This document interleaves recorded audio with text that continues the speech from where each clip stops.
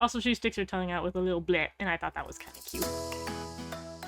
Welcome back to a wonderful review of a wonderful Precure episode 39. We have our Halloween episode! Honestly, I love Halloween as a holiday, and I feel... I don't know if this is like a selfish thing, but I wish more countries celebrated Halloween because it's just such a fun, cutesy holiday. And you get to dress up and stuff. I like that, like, Animal Town basically embodies what I wish everybody did Halloween. I wish other countries could feel the fun of Halloween. Maybe that's just me being selfish, but it's such a fun holiday. Also, we have reoccurring characters in this episode. I really appreciate that. It's good to see the cast come back. We also have Niko-sama, who's been rocking her human form for, I guess, a hot minute. Just kind of overlooking and being happy with the town. I also, oh my god, I think it's really clever of Pretty Holic's whole bit. Kind of like, to sell makeup, they also sit here at Halloween and do makeup, like do kind of character animal makeup for guests. I love that. It's such a good, like, this is where I do like the marketing where they constantly remind you that they're like the show's here to sell the makeup and everything. I like that they do it in such a nice, subtle, and a way that makes sense for the plot. Like, I don't mind marketing if it's done well and clever. And during this time, Gaou has finally awoken and is rummaging around. We actually get to meet the guy. Speaking of reoccurring characters, we also have the classmates, which I do think it's funny that each of them are dressed up as the animal that their name is a pun on. Like, Okuma would be the bear. Except for this boy, Mr. Saru, Mr. Monkey Boy. Get out of here. We don't like you. I don't like monkeys. I say it once, I say it twice. I'm not a fan of monkeys. I don't like him. I don't like this kid. He's specifically embodying everything I hate about a monkey. They're just like, they're devious little animals that steal stuff. I don't like it. Get out of here, Curious George. We have Mei, who is able to walk around and talk on the grounds that he's, like, you know, in a costume. Using the benefits of Halloween. Though they only really use it for this gag. And also, don't touch people without their consent. Don't you be doing that. Or Mei. And then we get a bit of, kind of, again, the background we've gotten with Niko-sama. Again, they've not really said this directly, but it's been pretty heavily implied that Niko-sama has done what she had done in the past. Like, created the garden and took all the animals there, like it was a whole Noah's Ark moment. Because humans sucked. And and like in the beginning it felt like she had her hesitations towards humanity, but has been very patient and kind and has really listened to what like Iroha and Komugi and the relationship between the gang has been there to convince her that the world is fine. And this is the first time we really get to see Niko-sama talk about like, oh yeah, it's really nice to see everybody getting along, like humans and animals living harmoniously and smiling. And not only that, but doing so increases her own power. This particular setup is perfect for her. I also love that this woman is just carrying a cat in her basket around town with its little pumpkin hat. My cat would never allow this to be occurring, but I think it's really cute. I also think that guy in the background, the little pirate, I think he also has a cat. It's adorable. I also gotta give it to the staff that, like, they went all out with the costumes for the background characters. Like, I feel like there's not a singular scene in this entire episode where the background characters don't feel like they were given some, like, they just all have really hyper-detailed outfits and, like, well-thought-out designs. It's really adorable. Speaking of adorable, we have our little trio once again returning. At first, I thought they were gonna all be, like, you know, they could have gone with having the characters look like kitty animals, but I'm assuming that whatever these ladies' names are, it probably has something to do with the animals they represent, because we've got the goofy little swan on the left, we've got a turtle on the middle, and then we got a fawn on the right. It'd been really funny though, the one in the middle, she was a kappa, but whatever. And we get our little picture for the episode with everybody but like Yuki being into it. Like, Yuki is so done for no particular reason. But also, she in like the next scene still is talking and enjoying the time of everybody, which I think is kind of funny. Unfortunately, though, this is kind of where our Halloween-y aspect of the episode ends. I kind of wish the Halloween festivities and stuff were a little bit more intertwined to this episode, but I'm not going to complain that we get an episode with plot. Like, at the end of the day, my big thing is I really enjoy plot. And so it would be very silly of me to be upset that that's exactly what we get next. We have some more shots of the town members just being, again, like, all of these guys are well designed, cute, and they, like, match their animals, and I feel like the staff had fun with this episode. In the meantime, Komugi ends up noticing somebody in a really cool wolf costume, and she's like, whoa, me too, I'm a wolf, I'm super awesome. And she tries to explain more precisely why it is that she really enjoys dressing up as a wolf, and for her, it really does stem back to that summer festival episode we had, where she had heard the wolf cry, and she liked the fact that wolves kind of communicate to each other, like, even if they're lonely and far away from each other, they can howl, and the other one can howl back, and it just has this sense of kind of power and community, which I think is a really good way to approach this scene. To that, like, whole bit, kind of, like, you see Gaou react to it despite him being like, oh my god, this human's really annoying, and I really hate humans. We can already see that, like, this connection between Gaou and Komugi is being solidified, as well as the fact that this is making Komugi be more relevant to the main story. I think, again, I haven't heard the complaint recently, but definitely an early complaint was that so much of the story seems to revolve around Iroha and her interactions with people and her, like, good spiritness, that Komugi has not had that role. Komugi just kind of felt passively like Iroha's friend, but I think since we've seen the festival episode, this connection between Gaou and Komugi I think really is going to showcase us why Komugi is the main character and give her a more prominent role in the story. And overall, I think Komugi is really cute. Like, her sweet innocence and connection to people and having that independent of Iroha here, I think is really important. And just, like, she's a cute protagonist. But ultimately, she wears herself out trying to convince Gaou. Also, if you've ever just sat there and, like, screamed or made, like, a lot of noise with your lungs for an extended period of time, you really do get this exhausted afterwards. Also, she sticks her tongue out with a little bleh, and I thought that was kind of cute. Gaou goes out of his way once he realizes that she's a dog. Literally picks her up and takes her all the way to the river to give her a little drink. Like, he's a little sweetheart. Like, inside of that evil entity that we're dealing with, he is a sweet guy. We also see that he is a Disney princess. He's out here having all of the little critters in the whole land be very fond of him, which is even more depressing given the fact that he turned all of them into evil eggs. Like, it's so sad because all the animals, like, do flock to him and like him, and they do have this kind of symbiotic relationship. It's very, very depressing. He uses his powers for evil. On the other hand, Iroha and the rest of them have been trying to find Komugi since she disappeared, and they find her and meet up, and she's like, oh my god, yeah, there's this guy, he's really cool. And they're like, Komugi, you can't be telling people you're a talking dog, we don't do that. And she's like, nah, he's cool though. He's cool, just trust me, brah. But he's not cool. He's immediately is like, oh, you can change between a human and a dog because you're a Precure, that's why. Because at first he was like, so you can turn into a human and a dog, that's kind of weird. And she's like, yeah, it's all because of my bestie, Iroha, and the Mirror Stone. Like, so cool when you do that. And he's like, oh yes, tell me more about this wish on a Mirror Stone. That's a pretty cool thing you can do. But then he's like, oh, you're a Precure. Now everything's making a lot more sense. Also, shout out to Iroha and Satoru, like, immediately realizing that he's Gaou. Obviously, Komugi's the kind of person who's not going to do it, but compared to other shows, the fact that they are able to realize that he's Gaou before he, like, reveals that he's Gaou is kind of nice. I do like that our characters aren't the densest tools in the shed. Also, he showcases how strong he is, because with him, even at, like, supposed to be, like, fully ready to fight, he can just shut off the power of their devices, which also brings the full circle of where the magic in the season exists. Like, I think this is where the lore gets very interesting, and it's going to be, hopefully, explained really well later down the line. But all of them are getting their powers from, like, the Niko Diamond / Mirror Stone. Like, all of it is the same entity. It's just he's able to use it for evil, and for some reason he's just, like, a regular villain and is unnecessarily strong.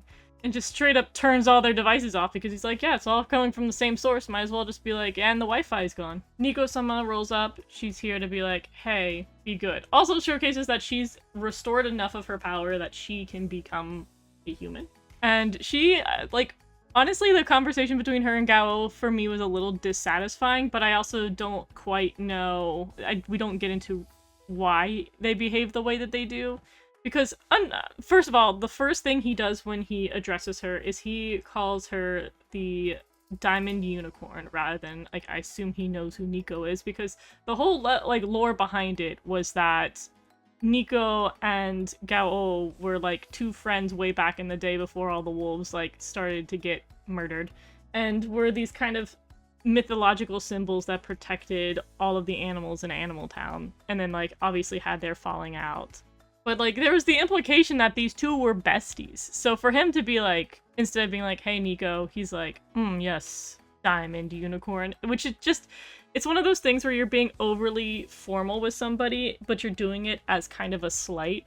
Where it's like, I'm not even gonna call you by your name, I'm gonna call you by your title because we're not close. She, in also kind of a way that's a little standoffish, tried to explain that, like, humans don't suck now. And she's just like, yeah, I've spent some time here and the world is different and humans are cool, but she says it in a way that you kind of would just tell, like, a class, and she doesn't do it in a way that you would tell a friend. And she doesn't really seem to appeal to the two of them once having been friends, so I find that kind of interesting. I don't know if it's just for the sake of we don't have a lot of runtime and we just need to get the words out. We don't have time for her to be like, we were besties once, and I feel very betrayed that you, like, sat there and destroyed the garden and harmed a lot of the citizens. It's interesting. I want to see more of their relationship and more of their interactions, but we really just don't get much of that here, other than just the basic confrontation between, like, the representation of good and the representation of evil. I think also they wanted to shoehorn in this next bit, which I like, but I also feel like because all these things are happening in such little bite-sized bits, it feels like this episode is doing a lot in the way that, like, we don't have it be, like, only the beginning half of the episode, or the beginning, like, third of the episode is really Halloween, the rest of it's just this.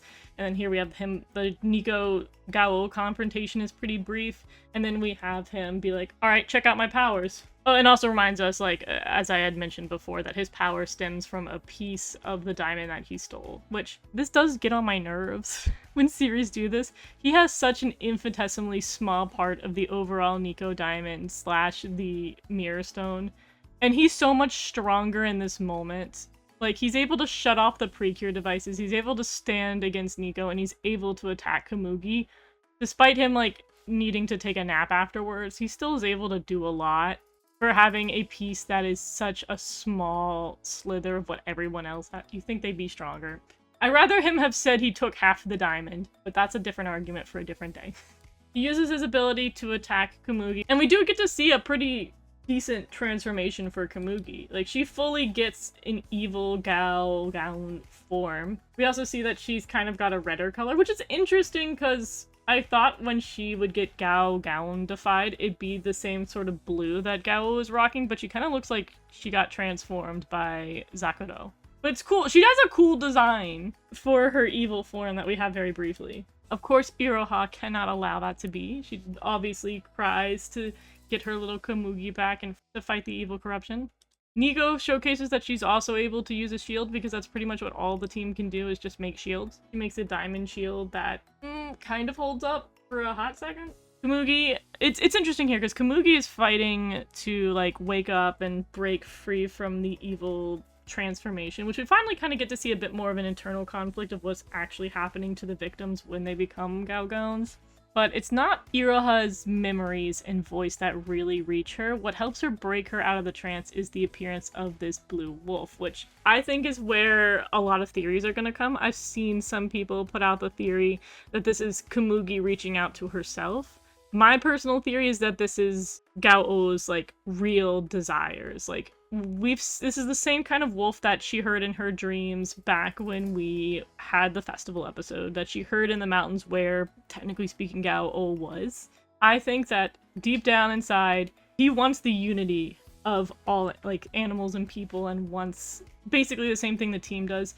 I'm just trying to figure out alongside everyone else why he has this conflict if this is him. Where there's, like, a part of him that wants to unite animals and then the part of him that's consumed by revenge. Ultimately, Komugi's able to break out of the trance, and I like that they handle it the way they do, but they also put an emphasis on the mask here, which I think is a very important detail if we're going to go off of the kind of theory for what's up with Gaou, because she's able to break free from the mask, and he still has a mask on.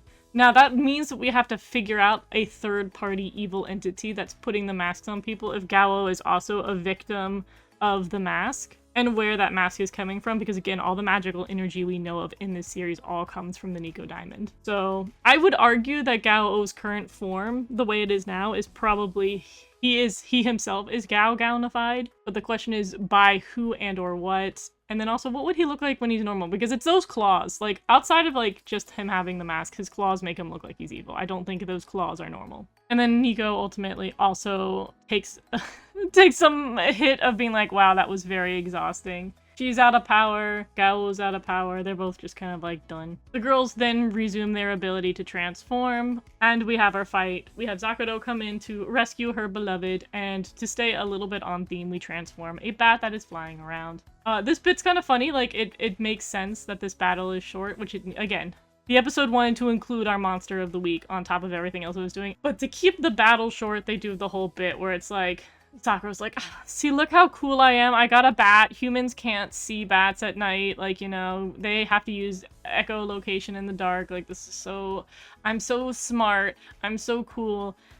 But Miss Ma'am immediately forgot that 50% of the team are animals that have night vision. Especially a cat has severe night vision. And even the Gaogoon is like, they can see me, though. Like, literally, both Nyami and Wonderful are like, ooh. Look at it go. Like, this literally made me think, they did a great job with this. This bit was funny, because this is what my cat does. She just stares out the window at animals. They, like, literally just sit there like, oh, look at that bat. Look at it go around. They're all mesmerized. It's so funny. I give it to them. It's a good joke. A great joke, even. But yeah, needless to say, because of that, they very quickly are able to finish the battle with not much effort and purify the bat. We also see a little bit of an update, which I assumed this was going to happen. I assumed that when we got Niko-sama's human form, she would probably change the way they handle their purification. However, I thought it would be more. All we really do is see that a couple of the frames were updated to, like, include her human form, which is nice. It's great to see her there. She really matches the crew really well. Like, honestly, low-key probably could have just made her a cure at this point, because she just functions very similarly to a mid-season cure. And then we get this updated scene where she, like, blows the bubbles and it's cute. And we purify the bat. Pretty sweet and simple. Not much. Honestly, the power itself didn't really upgrade in the way that, like, usually you have to, like, we get a new monster, it's too strong, we need to upgrade our power, usually within the last 10 episodes of a season. But, like, this is kind of like a weak little update to the power, albeit it's more than what Hodogodu Sky did. Hodogodu Sky hit its mid-season and said, this is the power up for the rest of the show, you will not see anything stronger than this. And we have the bat healed by Niko-sama, and it's on its way. Gaou ends up leaving, which again, here he uses a blue power, which I still think it's very weird that he used a red power on Komugi. But he's got, like, I guess, subtle red. Like, I mean, he's got all of his team members in there. He's got, like, red and yellow detailing in his outfit and stuff. But, like, I wanted him to have, like, an evil blue power. Like, look at the blue fire. It's so nice. Because she was able to break out of the Gaogoonifying, she still thinks there's good in Gaou, which I think is where the series is going to go. I don't think this is going to be one where we, like... Nothing about the series has really screamed that we're going to destroy our enemy by the end of the season. That was Hodogodu Sky's job. This is probably going to be the bridge. She tries to run after him, does not succeed, but hey, Wonderful's trying. And then, interestingly enough, I thought this was kind of like a little neat detail. Don't know if it's just a visual thing or there's something that's a bigger significance to it, but once he's gone, we had like a regular schmegular blue sky that was summoned back by Niko when she broke out of the evil border presence thingy. The sky here, once they leave, changes to this very blue, beautiful, starry sky that we had in that festival episode back in summer. So it's interesting that came back. I don't know if that's like a trait of him leaving and like kind of another piece that plays in the puzzle, or just like, hey, we drew a beautiful sky for the end of the episode because it's pretty and it just harkens back to that other scene. I don't know. I don't know the deeper meaning of it, but I like it. It's really pretty. Either way, I think this episode was solid. I do think it tried to do a lot, but I'm not going to complain too much because, again, I like that we had the plot moving. I like that Komugi is becoming more relevant to the story. I like that we had Halloween for a hot second. Surely we will have our Christmas episode and it will play out very similarly, as it always does in Precure. But for the most part, I think we're going to have a couple of goofy, silly episodes for the month of November, because I feel like once December hits, because we really have like 10 episodes left in this series. We don't have much time left. They are going to probably start steamrolling into the finale by December. I think December and January, they're going to go hardcore into finishing this story.